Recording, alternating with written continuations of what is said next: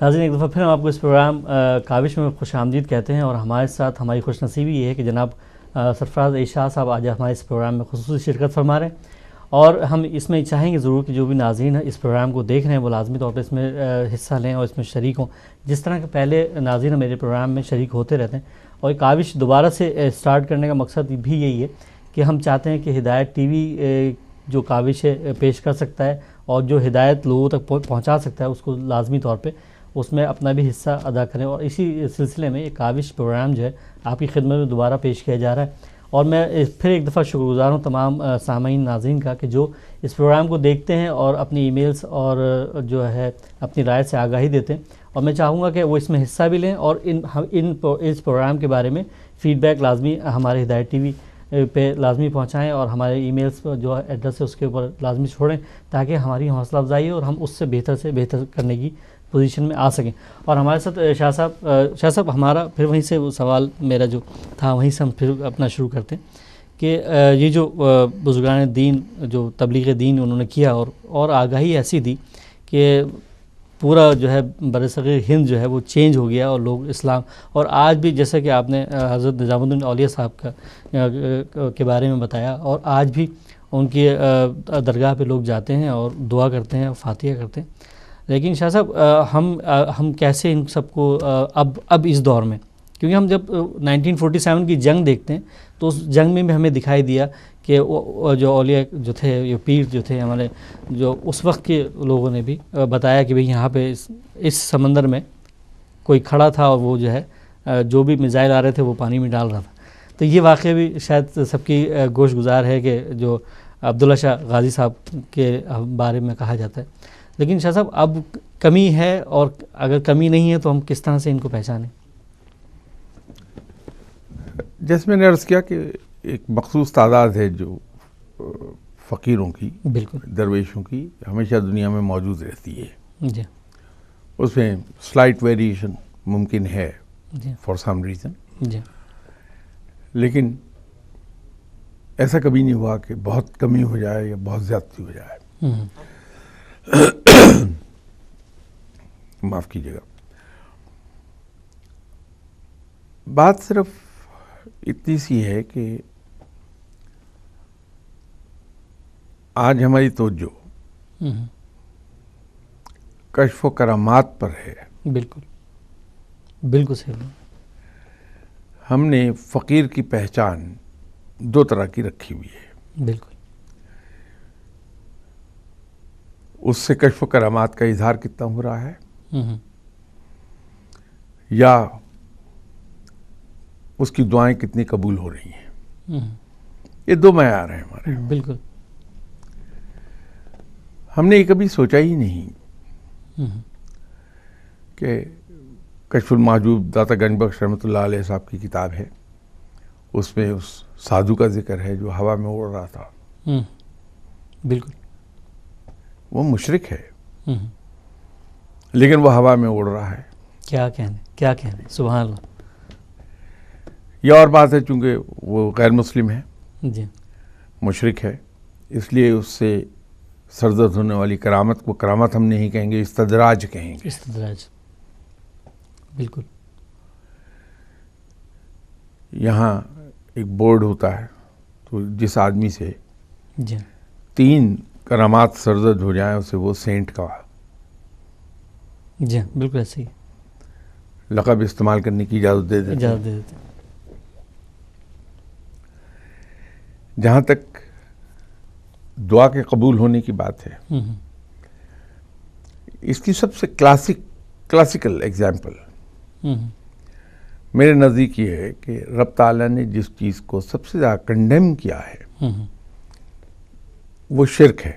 بالکل بالکل صحیح۔ رب کا اپنا فرمان ہے کہ میں سب کچھ معاف کر دوں گا، لیکن شرک معاف نہیں۔ بے شک، تابق کہ مشرک بالکل توبہ کر کے اسلام قبول نہ کر لے۔ لیکن ایک عجیب بات ہے، ایک ہندو ہے جی، جو مندر میں اپنے ہی ہاتھ سے بنائے ہوئے اس بت کے سامنے گڑ گڑا رہا ہے جس کو اس نے رب کا شریک ٹھہرایا ہے۔ بالکل ایسے ہی، بالکل صحیح۔ وہ ہندو اپنے ہاتھوں بنائے ہوئے بت کے قدموں میں بیٹھا اس بت سے مانگ رہا ہے، بالکل ایسے ہی، جو نہ سن سکتا ہے، نہ بول سکتا ہے، نہ اپنے اوپر بیٹھی ہوئی مکھی اڑا سکتا ہے. کیا کہنے، بالکل صحیح فرمایا. اس مشرک کی دعا رب پوری کر رہا ہے، مانگ وہ اس بت سے رہا ہے، جی پوری رب تعالیٰ کر رہا ہے. سبحان اللہ، یہ اس کی شان ربوبیت ہے. سبحان اللہ، سبحان اللہ، بالکل صحیح فرمایا. کیا کہنے، تو دعا تو اس کی بھی پوری ہو رہی ہے، بالکل. تو پھر اس کو ولی مان لیجئے.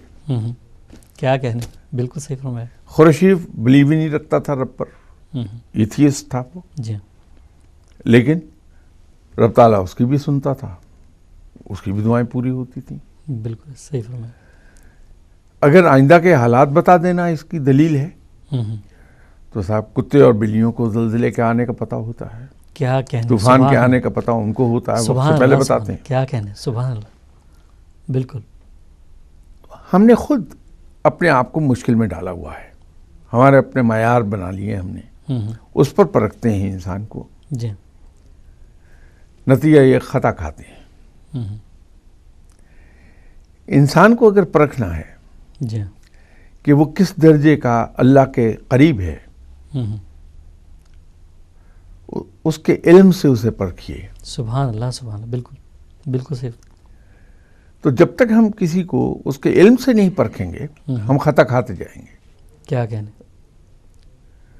تو وہ جو بریک میں آپ نے ایک سوال پوچھا تھا، گدی نشین ہیں بہت سے جی ہاں، جن کے بارے میں آپ مجھ سے پوچھ رہے تھے، میں اس کے عرض کر دوں. میرے، آپ کے اور دوسرے لوگوں کے جو والد ہیں، دادا ہیں، جی پردادا ہیں، انہوں نے سخت محنت کی اور جائیداد بنا لی. بالکل. وہ انہیرٹ ہوئی جی ہاں، اور مجھے اور آپ تک آن پہنچی. میں اپنا تو یقین سے کہہ سکتا ہوں کہ انتہائی نالائق شخص ہوں. تو اپنی تمام تر نالائکی کے باوجود جی میں نے اپنے آبا و اجداد کی محنت سے بنائی ہوئی جائیداد کو جی انجوائے کیا ہے، جی ان کی کمائی کو میں نے انجوائے کیا ہے. بالکل. اسی طرح جو گدی نشین ہیں ان کے آبا و اجداد نے بڑی سخت محنت کی، اللہ کی راہ پہ چلے، بالکل، رب کا قرب حاصل کیا اور ایک عزت اللہ نے انہیں عطا فرما دی. جی اب وہ انہیرٹ ہو رہی ہے. بالکل. اسلام کے اندر آگ کر دینے کا کوئی کنسیپٹ نہیں موجود. سبحان اللہ. اولاد کتنی نالائق کیوں نہ ہو، اس کو جائیداد سے آگ نہیں کیا جا سکتا اسلام کی روح سے. تو یہ بھی اسی طرح سے انہیرٹ ہو رہی ہے چیز. وہ اپنے آبا و اجداد کی کمائی ہوئی عزت کو انجوائے کر رہے ہیں. جی ہاں، البتہ اگر کوئی یہ چاہے کہ میں علم سیکھوں، میں رب کی بتائی ہوئی راہ پہ چلوں، جی وہاں اس کو ضرور دقت آئے گی کہ اس کو ڈھونڈنا پڑے گا کہ کوئی صاحب علم اسے مل جائے. کیا کہنے. شاہ صاحب، یہ جو ہمارے یہاں جو ہے بہت زیادہ لوگ جو ہے، ظاہر ہے ایک اتنی بڑی پڑھی لکھی جماعت تو نہیں ہے وہاں پہ، غریب لوگ بہت زیادہ، اور ظاہر ہے جب وہ تنگ دستی میں آتے ہیں یا پریشانی کا ہوتی ہے ان کو، تو وہ بیچارے ایسے کسی در پہ جاتے ہیں لوگوں سے. تو ہمارے یہاں جو اگر سندھ میں دیکھیں، پنجاب میں دیکھیں، تمام صوبوں کے حوالے سے دیکھیں، کہیں شاہ بنتا ہے، کہیں مخدوم بنتا ہے، کہیں گدی نشین بن جاتا ہے، کہیں ملک بن جاتا ہے، اور پھر لوگ ان کو جو ہے وہ لیکن ڈاکٹر شاہ صاحب، یہ لوگ جو ہے ان باتوں پہ اپنے ووٹ بھی حاصل کرتے ہیں، ووٹ بینک بھی بڑھاتے ہیں، اور اسی بات پہ گورنمنٹس کو جو ہے بلیک میل بھی کیے جاتا ہے. لیکن یہ جو معصوم لوگ ہیں، جو ان کے ایز اے شاہ، یعنی کچھ لوگ ایسے ہیں جو کہ پیچھے کبھی شاہ تھے ہی نہیں، لیکن نام کے ساتھ شاہ لگا کے اب منسٹرز بھی ہیں، وزیر بھی ہیں، مشیر بھی ہیں. تو ان سے کس طرح سے کس طرح لوگ پہچانیں کہ ہم صحیح شاہ کے پاس جا رہے ہیں یا 2 نمبر شاہ کے پاس کھڑے ہوئے؟ بڑا آسان سا کام ہے. دیکھیے، یہ شاہ جی صاحب علم ہونے کے لیے ضروری نہیں کہ آپ شاہ ہوں. بالکل. ہاں یہ ضرور ہے کہ سید حضرات جو ہیں انہیں ایک ایڈوانٹیج حاصل ہے بہت بڑا جی کہ وہ آل رسول صلی اللہ علیہ وسلم ہیں. جی بالکل. اور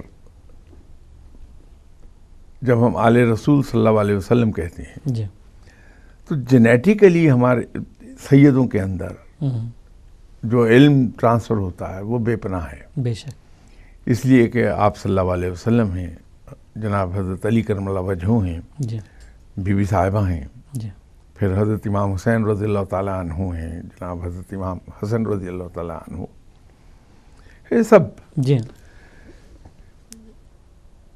علم کے آسمان کے روشن ستارے نہیں کہوں گا میں، یہ سورج ہیں.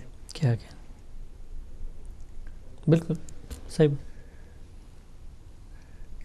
یہ جو چمکتے دمکتے سورج ہیں علم کے، جی ان کی اولاد میں وہ جینیٹیکلی علم آتا ہے.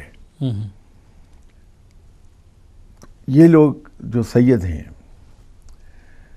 ذرا سی بھی ہمت کر لیں اور محنت کر لیں، کیا کہنے، بالکل، تو ان کے اندر وہ جو جینیٹیکلی آئی ہوئی چیز ہے وہ جلا پا جاتی ہے. کیا کہنے، سبحان اللہ. بڑی جلدی وہ علم کی راہ پر اٹھ جاتا ہے. اٹھ جاتا ہے.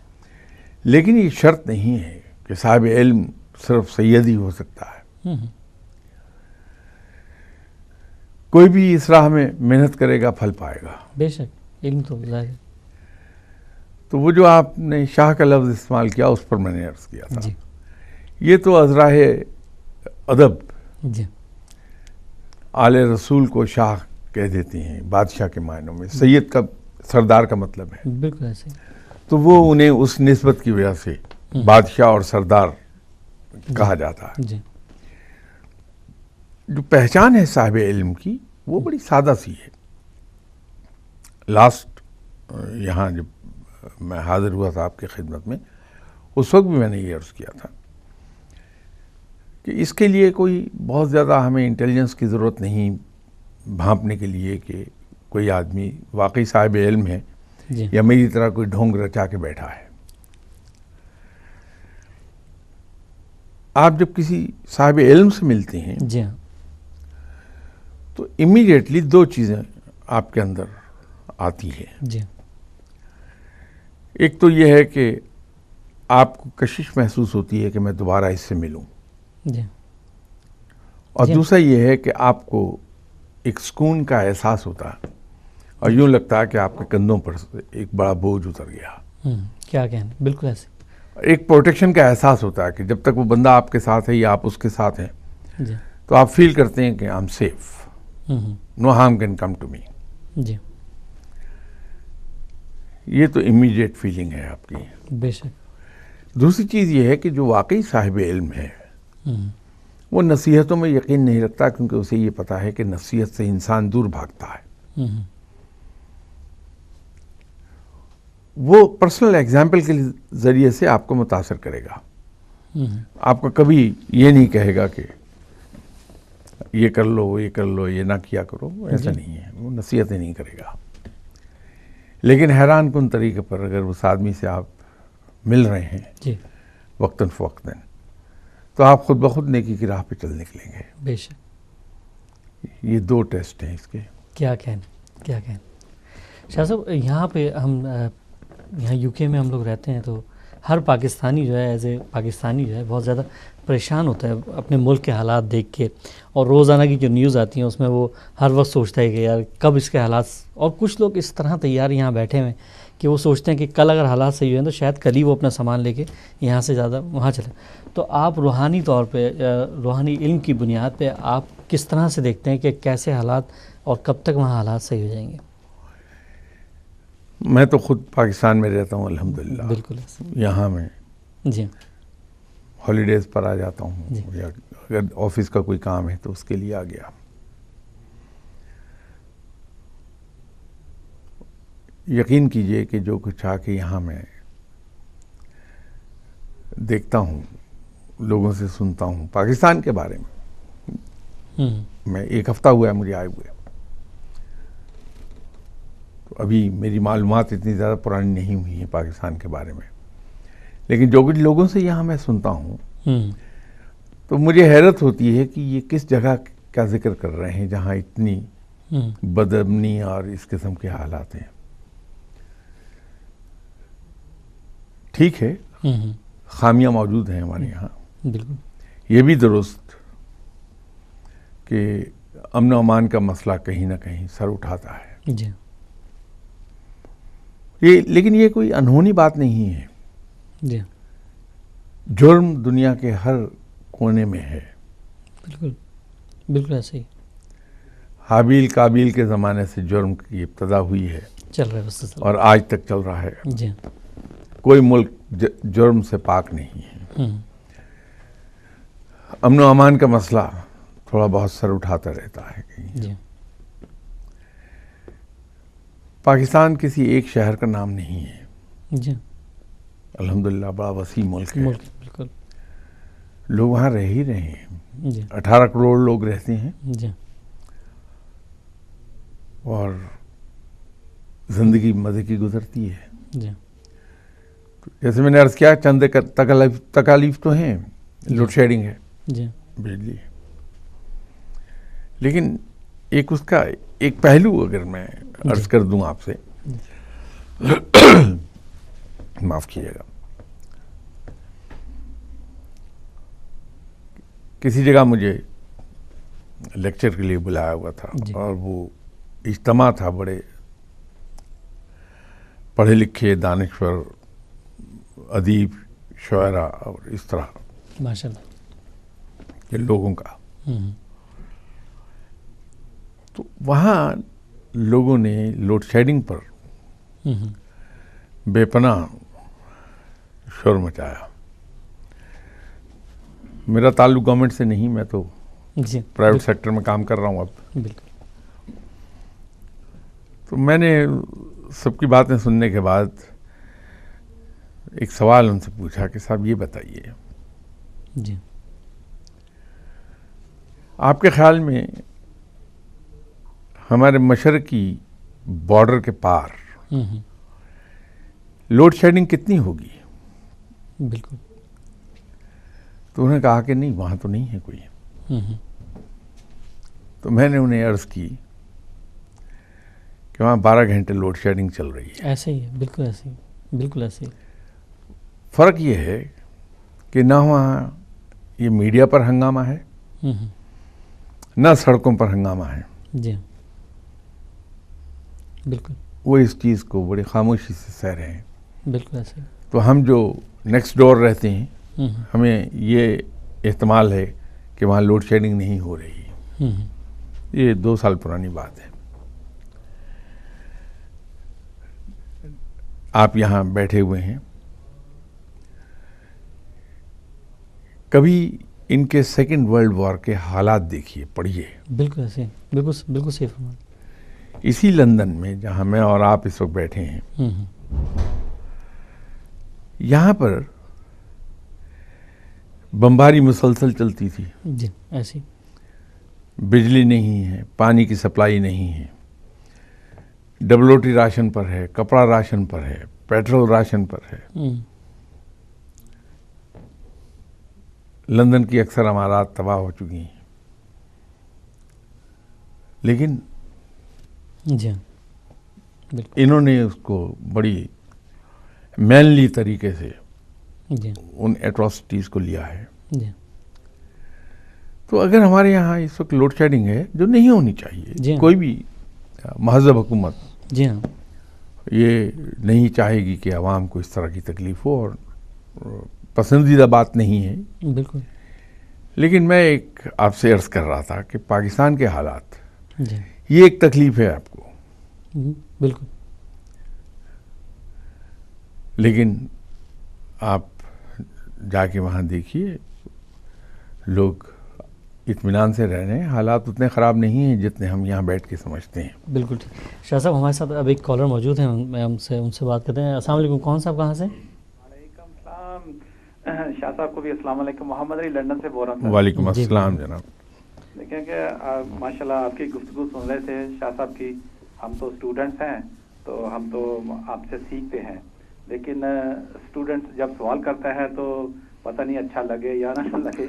سوال میرا یہ ہے کہ ابھی آپ نے فرمایا کہ ہر ملک میں چور ہوتے ہیں, لیکن ہر ملک میں انصاف کس حد تک پایا جاتا ہے, یہ بھی فرما دیجئے گا.